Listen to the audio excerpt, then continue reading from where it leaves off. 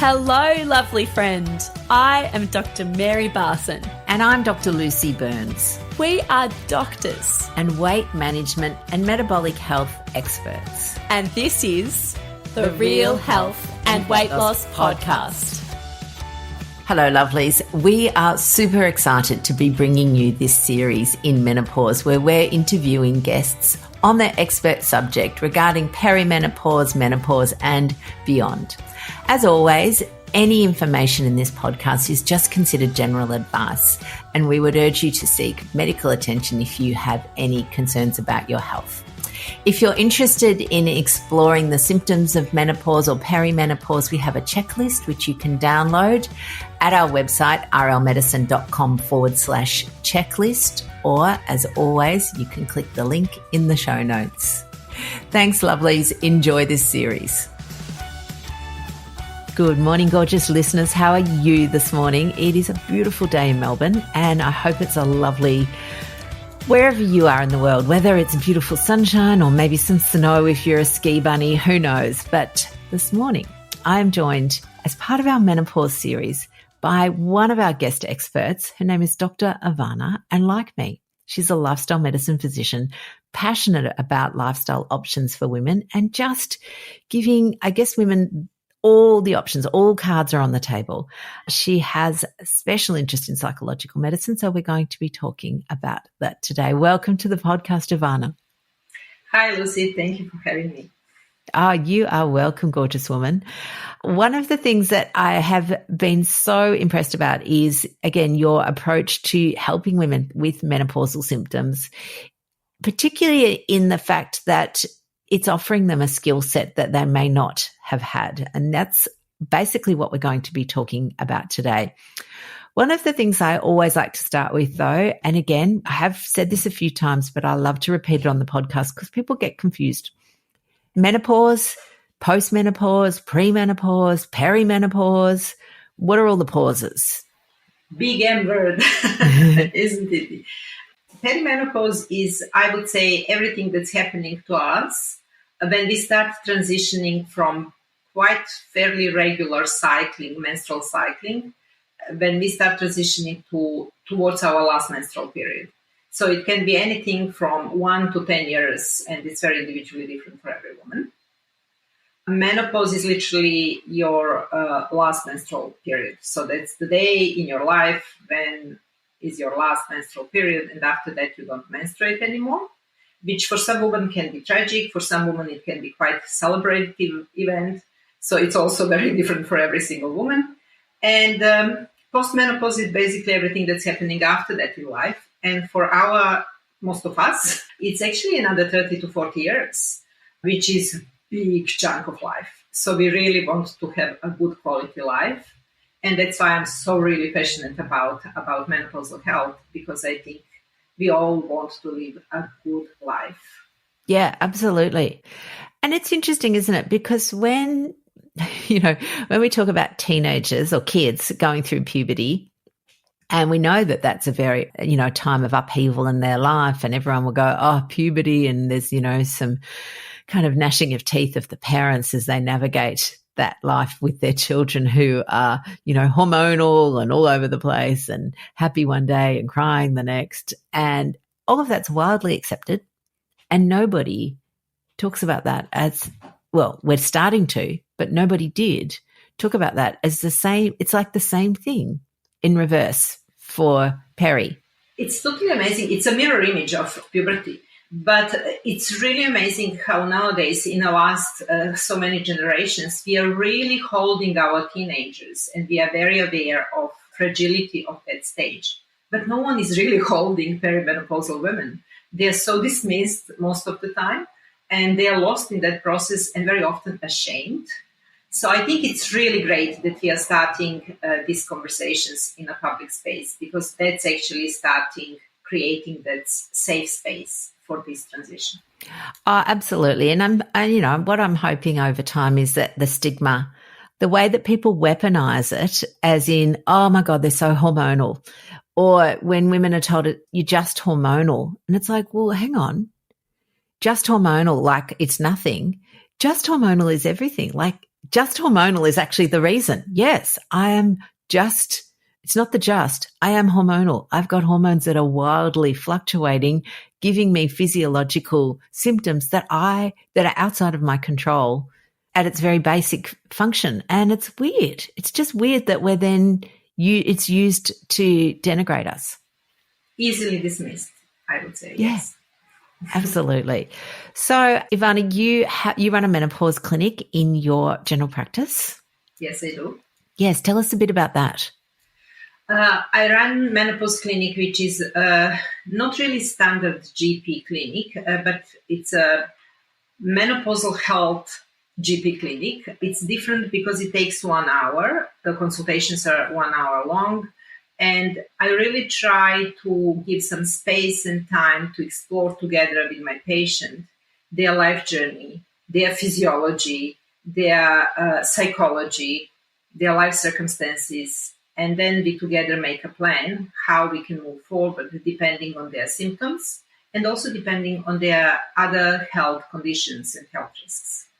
So that's one modality that I offer, but recently I started offering something called CBT group 6 weeks course for perimenopausal women, which I really think it's a great space to address this perimenopausal transition even more comprehensive and better, because over the 6 weeks course, we can actually explore this interconnection between our cognition, our brain, our thinking, our logic, our emotions, and our body sensations. And that's what basically CBT is. It's basically connection between thoughts, body sensations, and emotions.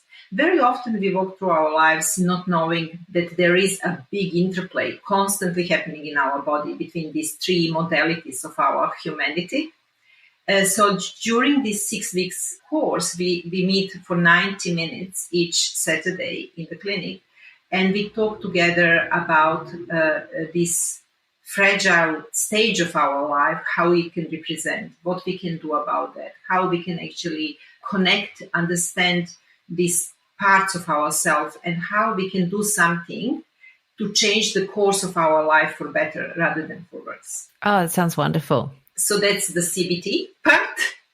And I also do online health coaching / therapy, which is basically one-on-one talking to my patients, how they can actually change the lifestyle, how they can change the way they live their life, how they can understand better, again, to live healthier lives after the last menstrual period. Yeah, absolutely. And it's interesting because we often talk about how there'll be sentinel moments in a woman's life where they sort of take notice of what's going on. And, you know, in particular, I think one of the biggest ones is always pregnancy. You know, women that are planning a pregnancy and then become pregnant spend a lot of time making sure they're looking after themselves. They eat well, they do specific pregnancy-related exercises and all of those things. That, you know, if they were smoking, they stop smoking. Most women stop drinking. There's a lot of care that goes on to looking after yourself in that. And pregnancy is a transition state as well. And I think that we need to start the conversation around menopause having the similar level of care and attention that it needs, that this is a significant part of your life where there, you know, yes, like pregnancy, lots of hormones, but that there's lots of things that you can do about it. And you don't need to be, you know, sometimes I think people feel like they're just you know, those little daisies, like those thin, what are they called? Japanese wind flowers they are. And they're these tall flowers. They're very lovely, but they're at the mercy of the wind. They just have to move whether the wind decides to blow hard or not blow hard that day. They've got no sort of autonomy. And we don't have to be like that. Like, yes, menopause can be like the wind and it'll come along and it might blow hard for some women, much harder for other women, but we don't have to just take it. Absolutely. And it's all about being flexible in that approach, understanding what can I change and what I cannot change. So how can I adapt to that? Yes, absolutely. Yes. What is in my control and outside of my control. I love that. That's great. For example, my physiology, that I'm going through this normal, natural transition of my life, is something that I can't reverse or change. I can't change my genetic makeup, with what genes I'm born in this world. I can't change the upbringing that I had when I was little. But I can understand how that can influence my life now and for the future, and what things I can do now in everyday life to actually turn all these things to work for me, not against me. Indeed, indeed. In fact, we have a little saying, and I often have to caveat because sometimes people feel a bit triggered by it. But and again, this is looking at, say, metabolic health and weight gain, that being overweight is not your fault, but it is your responsibility. And there's lots of reasons, and people will go, oh, no, it is my fault because I ate all the food or I ate all the junk or whatever. And I always go, no, we've got to look at why you did that. And that is a combination of so many things, of family circumstances, of modeling, of trauma, of all the things, and then genetics. I think the thing that we need to recognize as women is that people have different symptoms. 20% of women cruise through menopause with no symptoms. Huzzah for them. Lucky them. Yeah, lucky, which means 80% of women will have some symptoms, and for some women, they're extreme. You know what, Lucy? I've heard that statistics many times, and it made me wonder, when the statistic was made, because what I think is happening, if we just move from that data to something else, that actually in the Western world, more women are actually suffering from perimenopausal transition than in some other parts of the world, like Asia. Then I'm thinking this statistics about 20% of women not having any symptoms cruising through perimenopause. When was statistic made? Because the world is changing, the world is faster, there is more stress, there is less community support, there is more issues happening and more burden on a woman as a carrier of the family life. So I think if we start doing this statistical research now, I'm just betting that the numbers would go from 20% cruising down to maybe 5% cruising. Indeed, they could well be. You may well be right. It's my theory. It's nothing proven, but it's totally just the way of thinking, Well, I guess if we often talk about a concept called the metabolic triad, which is insulin, cortisol, and estrogen. So we know those three hormones are intrinsically linked. So we know in menopause, estrogen will go down, which means insulin will rise and potentially cortisol will rise. But it's sort of a side issue here is that we know that, again, I don't have any studies to quote on this, but women's role in 2024 is vastly different to women's roles in the 1950s, for example. And yes, women, did work at home. And again, it's easy to reflect and kind of make up stories. But my thoughts are that their attention wasn't quite as divided as it is now. Now you've got women who seem to be responsible, obviously, for children, and if they have children, raising children. They're teenagers by the time the woman is going through menopause, because we're often having our kids later compared to the 50s where people had their kids in the 20s. Their parents are now older, so they've got aging parents to care for as well. And on top of that, they're back in the workforce. And for some women, they're just hitting their strides in their career, finally having had a big break from kids and all of that sort of stuff. So they've got all of that. Plus, they've still got mouthwash a lot, the pet poo, the shopping, the bills, all of those sort of just mundane tasks that never seem to stop. So I think that there's a lot going on then that will elevate a person's cortisol levels. Absolutely. I'm burning to add to that list that you just started, the aging parents, the financial uncertainty, the increasing fear about the future of the world and the planet, the increasing workload and work demands, the increasing influence of social media, which could be great, but also can put lots of pressure on us to compare and strive to be better, to be younger, to look better. So the list is endless. That's actually burdening nowadays women in their 40s and 50s. Yeah. And so you're right. And so then when we have that increased cortisol, again, all the triad, it increases insulin, further decreases estrogen. So this interplay between those 3 hormones means that the good news in some ways is that we can look at, well, what can we do with each one? So how can we naturally just improve our cortisol levels so that we're not constantly on high alert? And I guess this is where you come in, Ivana, with your wonderful work. I think you do the same, Lucy, with your wonderful work. We are all trying to actually help women to understand what's going on. And that's not their fault, as you said, that sometimes they start feeling, am I going crazy? Or am I going through menopause and perimenopause? What we can do is really to review our lifestyle. I think the first thing we need to understand as a woman in our 40s and 50s is that we need to pause. We first need to pause and review, and then reflect and regroup. So I have like a little 3-step process in my mind when I'm talking to my patients. It's pause, review, regroup. I love that. Pause, review, regroup.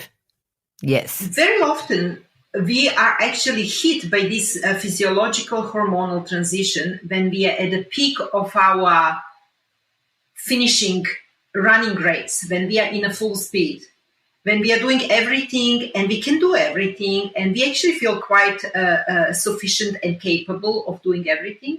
But then this hormonal surge just slumps us and we start having all sorts of different symptoms, body aches, insomnia, anxiety, pains. Hot flashes are very, very small part of the whole story.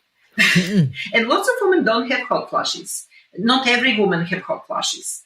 But other body symptoms, gut changes, constipation, diarrhea, intolerances to certain food. And then lots of women get lost in that whole jungle of new symptoms and they're in full speed. And then they start searching. Of course, we all search on Google. We jump on computer and search what's going on. And then we can find lots of informations. And some of the informations are really even most misleading and confusing, which contribute to that sensation of disorientation that lots of my patients actually feel when I see them and meet them first time in the clinic. Yeah, absolutely. And I think you're right. I mean, there's this industry being formed around menopause now, and you know, commercial entities see a market that they can exploit. And so, you know, there's powders and potions popping up everywhere with menopause slapped on them, and suddenly they can charge 3 times the amount and make claims that this will help your menopause. And look, some women will lay claim to something. And again, I'm all for that. If whatever you're doing makes you feel better, then all power to you. What I dislike is when companies, though, lay claim to evidence that doesn't exist. So what I love with your CBT is that it is evidence-based. There are things that women can do outside of MHT or HRT. For those of you who've listened, you know that I'm agnostic when it comes to MHT. If it works for you, wonderful. I'm all for it. If you can't take it because you've had estrogen receptor positive breast cancer, or you don't want to take it, or it didn't agree with you, then fine, we will work around it. It's kind of like with or without, we can make a difference. So I love that the CBT work that you're doing is evidence-based and has been shown, proven within clinical trials to help, rather than just be some new age fandangle thing. Exactly.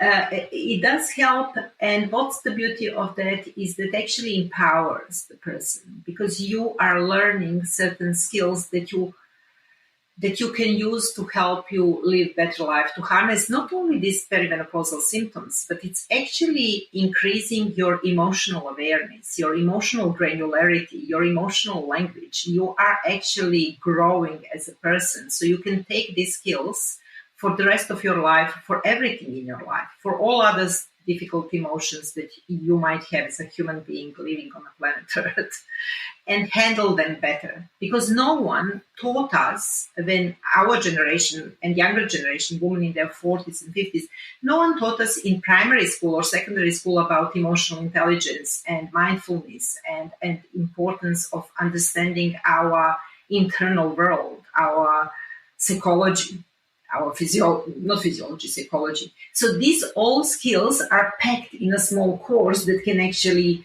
give you these tools that then you can develop further and do a lot with them to live better life. Yes, I totally love that.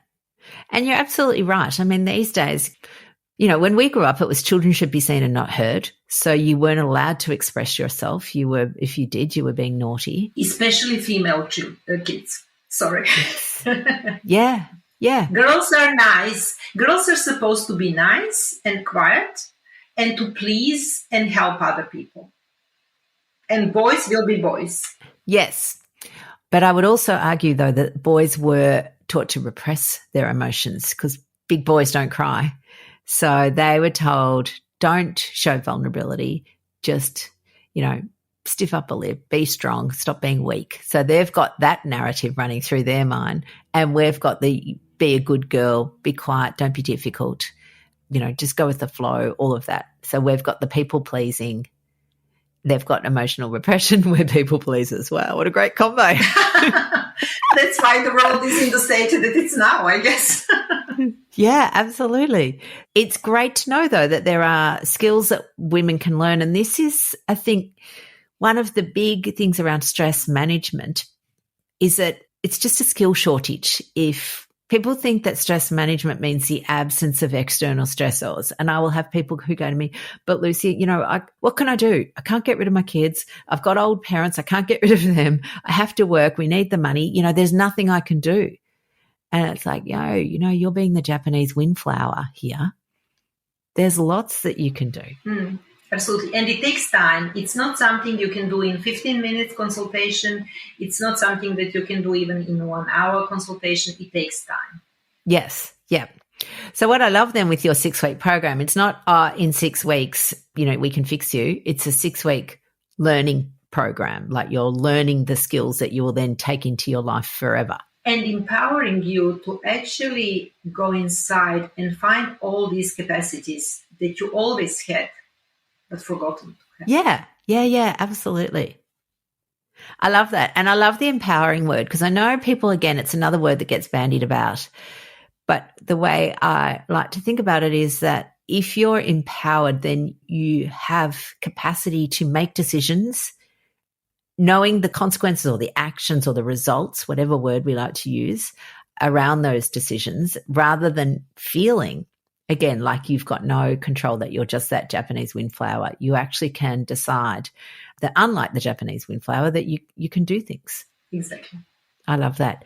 So, Ivana, if people wanted to contact you, if they wanted to work with you, how do they find you? They can find me on my website, drivana.com.au. I offer a free first consultation, which is basically a discovery call. So we can actually have a quick chat, so they can see me, they can have a quick chat with me and have some sort of understanding what I do, how I work. Also, I can have a little bit of understanding and I can give them my opinion, where would be the good place to meet me, because I meet people in one-on-one clinic. I do this CBT course and I do the online program. If they are interested in the CBT program, they can contact the clinic where I work, which is called Maxwell Medical Group. Maxwell Medical Group, was it? Yes. And the clinic is based in Braybrook, which is western part of Melbourne, near Footscray. So they can just ring the clinic, ask about the program, and we have a great admin team who will just send them all the informations and they can enroll into the program. Beautiful. And we will put all the links in the show notes for this as well. So anybody who is driving, who can't remember, just when you've stopped driving, you can look in the show notes and they'll all be there. But that sounds amazing. And I think the more options that women have, the more choice, the more freedom, the more autonomy. So I'm very happy with that. That sounds great. So 3 things that you would recommend for any menopausal women. So whether you're pre, post, peri, what do you reckon are your 3 big game changers? So for all women in their 40s and 50s, avoiding the M word, I think it's very important to remember this pause, review, regroup. You don't need to suddenly stop your life, but you need to just maybe slow down and review your life, and then regroup the way how you live your life. The stress management, good sleep, and the community, the people that we are surrounded with are very important part of that process of pause, review, and regroup. Because if you are totally sleep deprived, if you are surrounded with people that are constantly triggering your anxiety, it's very hard to do that. Indeed. I love that. Perfect. Good. Well, Dr. Ivana, thank you so much for sharing your wisdom with our community. I very much appreciate it. And lovely ladies, if you're out there, know that you don't have to be a Japanese windflower, that you can develop skills, that you can learn empowerment, and that you can live your best life. I know that's a boring old Instagram hashtag best life, but that's basically what we're all wanting to do. And the thing is, it doesn't have to be your best life every single day, because we all have bad days. So it's not about every single day has to be perfect, but it's just about having, as good a quality days as you can most of the time. Absolutely. And even when you have a bad quality days, just to know how to hold them, how to hold your emotions, because you're human. You can't be happy all the time. Indeed. Absolutely. Yes, exactly. And dispelling that myth, and that we do have bad days and that's normal. Thank you, Lucy, for having me. And thank you for all your work that you are doing for women in their 40s and 50s as well. Oh, you're welcome, Ivana. Thank you. All right, gorgeous people. We will see you next week with another episode of the Real Health and Weight Loss Podcast. Take care, peeps. Bye now. The information shared on the Real Health and Weight Loss Podcast, including show notes and links, provides general information only. It is not a substitute, nor is it intended to provide individualized medical advice, diagnosis, or treatment, nor can it be construed as such. Please consult your doctor for any medical concerns.